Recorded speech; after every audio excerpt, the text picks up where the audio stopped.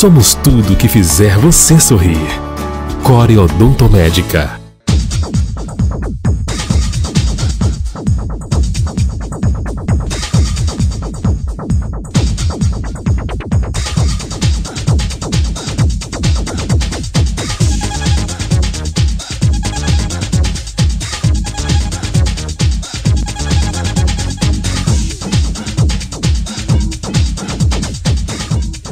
Isso é de uma grande importância porque onde você viu aqui, todos participaram, onde falamos de várias questões, da questão de consórcio, a viabilidade de estar dando manutenção a vários municípios e onde hoje se a gente tem esse consórcio, não só o Convale, mas outros consórcios em si, para poder dar esse suporte às nossas estradas e onde ficou muito fácil viabilizar essas questões de manutenção às estradas. A gente se reúne todos os meses, em 30 dias, para se discutir isso, e isso é muito importante porque a gente vê o resultado acontecer. E isso você pode ver que em toda a cidade, aqui no Vale, em nossa região, lá de Lafayette, Coutinho, Maracás, Tiruçu, Lajeado, Jaguaquara, onde esse resultado é imediato. A gente vem dando continuidade a um trabalho que Zé Calcá fez, que mostrou que funciona os consórcios, e a gente vem mostrando para outras cidades onde não está consorciada que é muito viável você se consorciar porque o resultado é de imediato para a nossa região. Fica aquele anseio de todos os prefeitos de querer fazer logo o seu serviço e tudo, mas a gente tem se discutido isso, a gente tem dito isso, que com um pouco de paciência o consórcio atende a todos, como tem atendido. É uma prova que a gente tem aí, são eles que podem ver que a cidade que não foi atendida aí está sendo atendida agora, e a que não foi atendida agora pode ter certeza que uns dias a gente vai estar atendendo a todos os municípios que é consorciado. O Convale é importantíssimo para o desenvolvimento do nosso território, mas ele perpassa por um amadurecimento nessa questão da transparência. Recursos existem, mas se eles são aplicados de forma correta e com dinamismo, eles repercutem bem e conseguem o êxito. Fora isso, a gente vai estar sempre malhando em ferro frio, porque o nosso território não desenvolve, a gente não alavanca o território sem transparência. É isso que a gente tem buscado aqui. Até porque, para que o Convale se estabeleça, para que o consórcio se estabeleça definitivamente como um representante do município, ele tem que nos passar essa segurança, né? E existem algumas nuances que deixam a desejar. Mas eu acredito que com a nova gestão e com esse empenho dos prefeitos atuais agora, a gente consiga chegar lá para frente a uma coisa salutar e que nos dê um retorno benéfico para nosso território. A Embasa, na contramão de tudo que acontece no mundo, ela não se preocupa com a parte ambiental, né?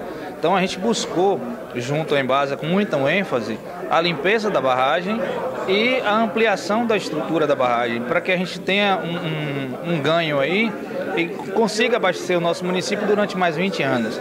Mas isso nós só vamos conseguir, mesmo com essa ampliação e com essa limpeza, abastecer o nosso município a contento, se nós fizermos a parte ambiental, se nós recuperarmos a mata ciliar, e que as pessoas precisam entender que sem o meio ambiente a gente não vive e que a água é primordial para a vida. E você tem lutado incansavelmente com relação a essa manutenção. Não, é como a menina do CREA, a minha cachaça, e eu acho que aqui já fazendo um alerta, e gostaria que os prefeitos que eu vou chamar a atenção aqui vissem isso com mais carinho, o Zé Renato e o prefeito de Varzedo, nosso amigo Bahia, que nessa parte da Serra da Jiboia aqui, depois do entroncamento de São Miguel até Varzedo, estão dilapidando toda a mata, né, e implantando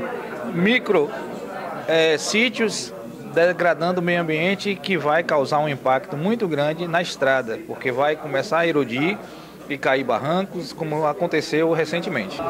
Com certeza, meu querido Magno. Na verdade, as indagações elas são pertinentes do ponto de vista de que a gente precisa entender o porquê determinada obra começou e por que ela paralisou. Se ela parou, o consórcio tem que reportar aos pares, que são os prefeitos, a motivação pelo qual aquela obra parou. Então essa indagação ela teve esse objetivo de entender exatamente esse momento. E para que a gente também não faça retrabalho de começar uma obra, não terminar, começar uma outra obra, quando retornar para dar continuidade daquela, já está degradada, já está perdida, aquele trabalho foi feito. Então Então, nosso objetivo hoje é de contingenciamento de recursos. Estamos vivendo uma situação financeira no país nunca vista antes. O consórcio é uma peça-chave para que a gente consiga desenrolar essa dificuldade que se está vivendo. Com o consórcio já é muito difícil, imagine sem ele. E esse é exatamente o objetivo do consórcio, é o nosso objetivo estar presente cada dia participando desse processo. O Alto Vale, que é onde estamos instalados, é uma região mais difícil exatamente por conta da hidrologia.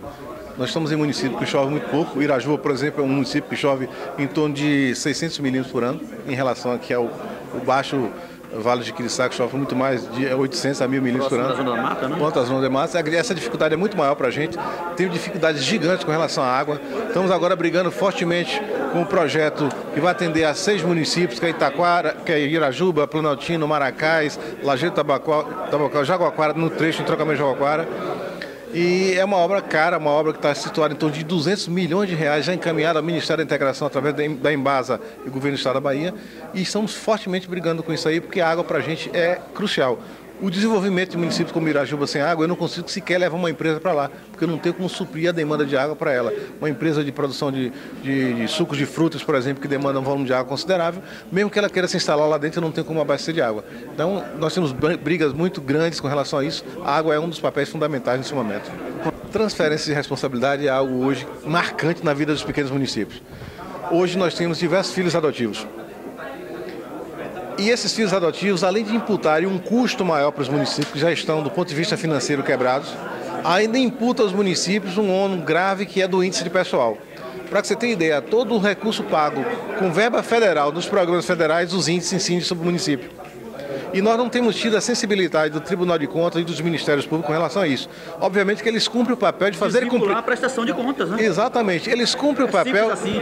Simples assim. Tanto o Ministério Público quanto os Tribunais de Contas, eles cumprem o papel de fazer cumprir a lei. Mas ela é muito fria e está sendo muito dolorosa para os gestores que precisam manter em funcionamento serviços que são de outros entes federados e estão pagando o pato sozinhos. Então, por que um médico que recebe recurso do SUS, o índice tem que ser do município e não do governo federal? Programa de saúde da família. Exatamente, só tem PSF, o PAIF, o AX, o CAPES. Mais específicos da assistência social e da Secretaria de Saúde. Sobretudo que é exemplo do Fundeb também, não é 60% mínimo com o pessoal, mas você tem um índice de pessoal que não pode ultrapassar o 54%, que é prudencial, né? Sem contar, que não bate. Por exemplo, nós estamos com uma injeção de 110% no Fundeb do nosso município. E quem paga essa diferença? A própria lei do Fundeb diz que quando há hipossuficiência do município, a competência da supressão do suprimento é do governo federal. E onde é que está esse recurso que não chega para a gente? Então você tem os sindicatos trabalhando em cima disso. Hoje nós temos uma obrigatoriedade de 25% de injeção de capital na educação, nós estamos com um índice de 27,27%. Muitos sindicatos querendo fazer gestão, que não é o papel deles, né? Exatamente, e 110% de injeção no Fundeb. E cadê o governo federal que não participa? Só recai sobre os pequenos? Então, na verdade, o gargalo do processo ocorre nas pontas, e nas pontas estão os municípios. E do Tribunal de Contas não atuar com a sensibilidade que nós gostaríamos e que a sociedade espera por um momento crucial que vivemos, temos um outro agravante ainda na ponta, que é a corte de sentença dos prefeitos, que é a Câmara. Lá, vereadores, por conta de politicagem, mesmo entendendo a necessidade de funcionamento de diversos setores, opinam pela rejeição das contas do prefeito porque o índice pessoal está acima. Então, nós estamos precisando urgentemente de políticos e não de politiqueiros. E precisamos de um Tribunal de Contas com a sensibilidade necessária para a conjuntura atual. Boa tarde, Magno. De fato, primeiro dizer que o Convale é o consórcio do Vale do Jiquiriçá, congrega precisamente 19 prefeitos, hoje com 18 ativos, prefeituras, para bem dizer. Então, o consórcio é multifinalitário, ele tem o objetivo de desenvolver atividades nos municípios de uma forma descentralizada do governo estadual. Então ele abarca atividades como atividades de engenharia, de infraestrutura e outras coisas mais. Hoje vimos aqui, vimos aqui colocando, porque como consórcio é de vários locais, você viu que falaram aqui de cisternas, falaram de limpeza de estradas, falaram de asfaltamento, falaram de uma série de coisas. Saneamento básico. Saneamento básico, muito bem apresentado aqui, inclusive através do representante do CREA. E então o consórcio é isso. Ele pode abarcar inclusive outras coisas, que na medida que ele for tomando corpo e se avolumando, essas coisas vão acontecendo de forma efetiva. Estou vice-presidente com muita honra. Isto quero dizer para São Miguel das Matas, é um ganho para São Miguel das Matas, não apenas pela representatividade, mas porque de alguma forma a gente consegue também atrair, não é, alguns benefícios para aqui. A exemplo do que já está por acontecer, espero que já não demore muito. Realmente o fato de ser vice-presidente não me dá privilégios, e que bom que não seja assim. Nós definimos em assembleias e através de alguns critérios técnicos a prioridade do atendimento as prioridades do atendimento no serviço. Já tivemos aqui em São Miguel das Matas, por exemplo, aquela melhoria que eu considero muito importante do nosso lixão, hoje é quase um aterro, embora falte complementar algumas coisas. Foi muito importante na retirada. Foi por meio do Convale naquela oportunidade. Por meio do Convale naquela oportunidade. Tiramos uma quantidade bastante razoável de cascalho e ainda na época da administração anterior do prefeito Teté fizemos um serviço também no lixão e fizemos também terraplanagem. Isto, lembrando isto. Então, na verdade é isto, ela tem bastante utilidade para nós. Só para dizer que nós que somos, chamar assim, consorciados, levamos benefício, o nosso custo é em torno de 20% do que é o custo do mercado, do valor de mercado no uso das máquinas. Também não é gratuito, gente, para saber, mas é muito conveniente. Então, estamos aqui na iminência já de iniciar aquele tapa-buracos desses 9 quilômetros entre São Miguel das Matas e o entroncamento, e estamos esperando o que já deveria ter acontecido, mas nos foi apresentado hoje aqui por um problema não de São Miguel das Matas, na verdade também nem do consórcio, mas até do governo do estado. Desculpem. O que é aquele encascalhamento de São Miguel das Matas até a BR-420, que é aquela ali de Laje. São Miguel Laje, vamos dizer isso. Então, eu espero que isso também não se demore muito, mas se demorou muito além do que aquilo que nós pensávamos, que tinha planejado. A gente sabe que existem 2 municípios que integram o território da identidade, que são Laje e também Milagres, mas que não participam ativamente, até porque não há a obrigatoriedade de todos participarem. Influencia em alguma coisa com relação a esse atendimento? Afinal de contas, quando nós falamos de São Miguel a Laje, parte do pleito também está correspondente à Laje. Boa pergunta. Na verdade, influencia. A princípio, assim... Seria melhor se Laje estivesse participando. Claro que sim, mesmo porque quando você divide as despesas, ela fica menor para todo mundo, tá certo? E os benefícios são para todos. A rigor, Laje não, já que você está me perguntando, mas a rigor, Laje não participaria. A gente faria só até Engenheiro Pontes. Acredito, não sei se eu convenci, mas acredito que esse é um convencimento. Ele entendeu isso. Ele só não teve tempo de vir, mas inclusive mandou representante, o prefeito Binho de Laje. Mas eu, mesmo até como vice-presidente também, é nosso papel institucional. Pois fica aqui, Binho, o convite para participar da próxima, já que você me garantiu, estive lá pessoalmente. Disse a você que fui lá para te trazer pessoalmente. Você não veio, mas não tem problema, eu compreendo perfeitamente, eu mais do que ninguém sei dessas dificuldades, mas não falte, a próxima será em Brejões. E a gente na cidade de Sandro, do prefeito Sandro, exatamente. Então, fica aqui e vá, porque assim, e retomando, a rigor não seria, porque só faz dos municípios consorciados. E até imagino. Há um custo, né? Há um custo e esse é um critério. E até legalmente é impossível pagar parte do São Miguel, o consórcio todo pagar, que não seria só São Miguel, por Laje que não está consorciado. Mas eu tenho certeza que ele vai estar, eu não tenho dúvidas nenhuma, porque a relação custo-benefício é bastante satisfatória. Então eu imagino que isso aqui também não deva demorar muito, mas para não deixar sem a sua resposta. Você me perguntou inicialmente, eu gosto sempre de responder o que questiono, não tem nenhuma dúvida. Que algumas obras, algumas questões, em algum momento pode haver uma inconclusão. Isto, Magno, embora seja internamente, de assunto interno, mas eu faço questão de dizer até para que haja transparência em tudo que se faz. O que acontece é o seguinte, em algumas situações, que é outra coisa que o próprio consórcio nos contemplou, digamos assim, nós temos um convênio com o governo do estado, através da CDA. Nós estamos fazendo agora a medição para fazer a titularização, que era uma promessa, inclusive, de campanha do prefeito Zé Renato, dos homens do campo, tá certo? Isso já está sendo realizado, só que agora, ao invés de ser o governo propriamente dito, a CDA, então o governo do estado paga esse serviço para o consórcio, e o consórcio é que está fazendo. Olha que coisa boa. E, logicamente, como eu disse antes, nem tudo é exatamente como também se espera. Como o consórcio, o valor do contrato, não contempla integralmente as despesas, os custos do serviço. Então há uma parceria, nesse caso, do consórcio com as prefeituras, e eu me propus a fazer isso, inclusive que a sociedade Miguelense saiba, né, disponibilizando 2 veículos. Quando o serviço chega, a prefeitura acaba despendiciando mais ainda, mais do que aquilo que já está. Com certeza. 2 veículos, mais estadia das pessoas, alimentação, combustível, isso. Mas nós temos o desembolso financeiro para pagar os serviços propriamente ditos. Então é isso, mas isso aqui é não chamar de um presente não, mas para mim eu faço com extrema satisfação para nossos amigos do campo, que são muitos e são pessoas importantes na nossa sociedade. O CREA, na verdade, que é o Conselho Regional de Engenharia e Agronomia, era arquitetura, mas hoje já não está mais, né? Uma entidade, na verdade, como você falou, de caráter. Na verdade, ela não é uma empresa do governo, ela é uma autarquia. Mas já me lembro aqui no ano de 2014, nós fizemos algumas reuniões no CREA. Me lembro, inclusive, de valores. Havia um convênio, um contrato da Funasa com o CREA, naquela época falava-se de um montante, acho que de 16 milhões de reais, para se desenvolver em todos os municípios com menos de 50 mil habitantes, tá? Para que o CREA fizesse o plano de saneamento de todos os municípios. Quando nós buscamos o CREA, ele veio, inclusive, aqui, fez 2 ou 3 reuniões. O que sei é que esse convênio havia consumido, até onde eu sabia, 4 milhões de reais, não tinha saído do papel. A Funasa, então, teria suspendido aquele contrato até se resolver.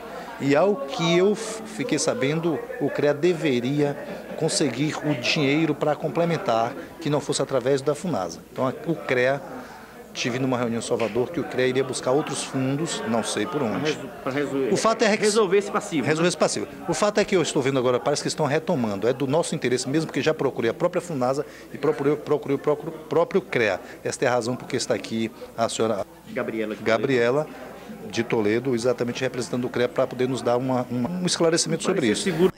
A gente veio falar aqui hoje sobre a importância do saneamento básico e como que para a gente poder ter saneamento básico, o que é saneamento básico? É abastecimento de água, é esgotamento sanitário, que é para onde vai o xixi, o cocô da gente, quando a gente vai no banheiro, quando a gente toma banho, para onde vai essa água, os resíduos sólidos, né, que é o que sobra de comida, de plástico, para onde é que vão essas coisas, e quando chove, o que acontece no município que eu moro?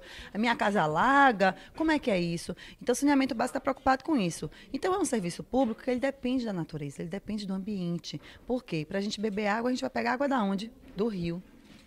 Né? Vai pegar água do solo. Então, a gente tem que discutir como é que a gente pode ajudar esse rio a ter água, como é que a gente pode ajudar essa terra a ter água. Então, falar de saneamento é falar de meio ambiente.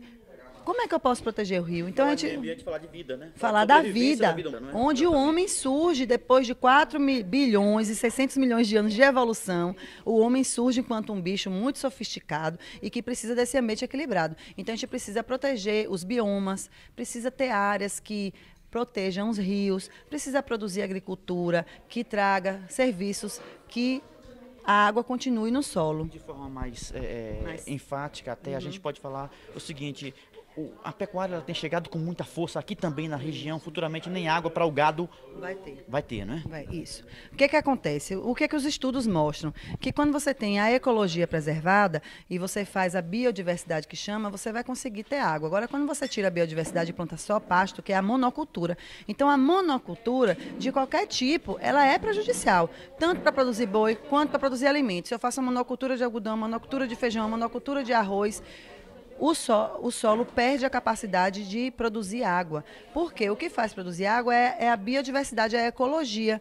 Então, o cerrado, a caatinga, a floresta, cada um tem uma adaptação para produzir água da melhor maneira. O cerrado e a caatinga, qual é o serviço ecossistêmico deles para a produção de água? Eles seguram a água, a pouca água que chove fica presa no solo, nas raízes das plantas. E aí, na época de seca, continua saltando aos poucos. Na floresta, como é maior umidade, ela joga essa água para cima e faz chover. Então, com isso, com esse serviço ecossistêmico, você vai ter mais água. E o que é que isso tem a ver com plano de saneamento? Como é que eu vou ofertar um serviço de abastecimento de água sem ter água? Se eu construir uma barragem, eu colocar um tubo, vai resolver? Se não tiver água, não. só vai servir a barragem e o tubo se tiver água. Então, antes de construir a barragem e o tubo, a gente precisa ter serviço ecossistêmico acontecendo no território. Bom, o Vale do Jequiriçá, ele tem uma memória também do cacau, né? E o cacau cabruca, que é aquela... Porque o cacau, ela é uma planta que precisa de sombra. Então, Embora em decadência, mas de fato... Em decadência aqui, mas nas áreas onde a gente está aplicando a agricultura sintrópica, que é uma agricultura... No Jequiriçá, né?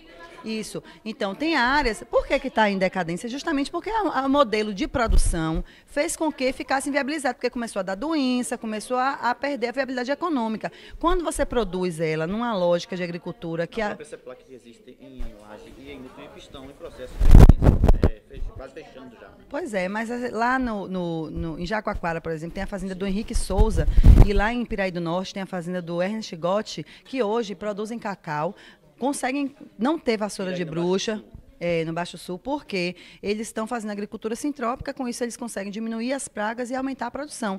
Então o cacau deles, além de ser orgânico, sintrópico, na época de seca, continua a produzir. E aí, isso dá segurança, por exemplo, para as empresas suíças que compram esse cacau para fazer chocolate. Então, essas lógicas produtivas, elas têm que ser repensadas, ou seja, a gente tem que trazer a inteligência da natureza de volta, porque a gente esqueceu da inteligência da natureza. E o plano de saneamento, como ele tem que lidar com abastecimento de água, esgotamento sanitário, ele precisa discutir isso. Então, para falar de saneamento, eu não só vou falar do tubo e da hidrelétrica, eu preciso falar, e nem só do aterro sanitário, eu preciso falar das pessoas, eu preciso falar do uso do território, eu preciso falar de como que vai ser feito a agricultura, a pecuária no meu município, como é que as vias vão ser construídas. Então, a gente veio aqui para dizer que existe uma política pública de saneamento que obriga todo município a fazer plano, que isso restringe acesso a recurso, que a gente precisa fazer esse plano com um olhar onde a inteligência da natureza ela seja integrada. Uma ação da FUNASA aqui na região que acabou também não dando continuidade, não tendo dado continuidade, é preciso repensar essa ação, afinal de contas esse débito existe para com a sociedade, é preciso reparar, não é? Isso, então a gente também está nesse objetivo de pegar os projetos que não deram certo e fazer com que eles se concluam, para que um benefício social aconteça a partir disso, que né? Você sentiu dos prefeitos hoje? Olha, os prefeitos, eles estão sempre muito dispostos a fazer as coisas. Tem os limites de recurso, a crise econômica, a distribuição tributária, que é muito ruim para quem é prefeito. Mas eu senti que eles estão interessados até porque, além de direcionar que tipo de desenvolvimento a gente vai ter para o nosso município, se é um desenvolvimento para aumentar a crise hídrica ou se é um desenvolvimento para resolver a crise hídrica com serviços ecossistêmicos, né? Além disso, é um requisito legal para conseguir recurso do governo federal. Então, todos estão com ciência disso e estão muito interessados em fazer. E eu tenho certeza que o Escritório de Engenharia Pública do CREA, junto com os municípios e com a FUNASA, a gente vai conseguir reverter esse quadro e trazendo esses planos para os municípios que se interessarem, que abraçarem a causa, né?